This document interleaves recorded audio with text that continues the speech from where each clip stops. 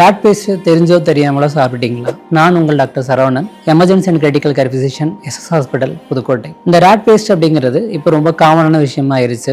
பூச்சிக்கொல்லி மருந்தை விட இது ரொம்ப அதிகமாக ஸ்ப்ரெட் ஆயிருச்சு. பேஸ்ட் ஃபார்ம்லையோ இல்லை பவுடர் ஃபார்ம்லையோ இல்லை பெல்லட்டாவோ இல்லை கேக் ஃபார்ம்லையோ ஈஸியாக அவைலபிளாக இருக்கு. இதில் இருக்க கண்டென்ட் பார்த்தீங்கன்னா ஒயிட் ஆர் எல்லோ பாஸ்பரஸ். இதை எடுத்தவங்களுக்கு அறிகுறிகள்னு பார்த்தீங்கன்னா முதல் 24 மணி நேரத்தில் வாந்தி, வயிற்றுப்போக்கு மற்றும் வயிறு எரிச்சல், இந்த மாதிரி குடல் உபாதைகள் தான் முதல்ல ஏற்படும். அந்த 24 இருந்து அடுத்த 72 மணி நேரத்துல நோயாளிக்கு எந்த அறிகுறிகளும் பெருசா தென்படாது. ஆனா அந்த 72 மணி நேரத்துக்கு அப்புறம் அந்த உட்கொண்ட நோயாளிகளுக்கு கல்லீரல் ஃபெயிலியர் ஆகிறதுக்கு, அதே மாதிரி ரத்தம் உறையிறதுல மாற்றம் வர்றதுக்கு, அதே மாதிரி உடல்ல இருக்க மற்ற உறுப்புகள் பாதிக்கப்பட்டு அவங்க உயிருக்கே ஆபத்து ஏற்படுறதுக்கு வாய்ப்புகள் இருக்கு. இந்த ராட் பேஸ்ட் எடுத்தவங்கள எவ்வளவு சீக்கிரமாக நம்ம அருகில் இருக்க மருத்துவமனைக்கு கூட்டு போய் முதலுதவி செய்யறது மூலியமா கல்லீரல் ஃபெயிலியர் ஆகிறத நம்மளால தடுக்க முடியும். எங்களுடைய நோக்கம் உலகத்தரமான சிகிச்சை கடைக்கோடி மக்களுக்கும்.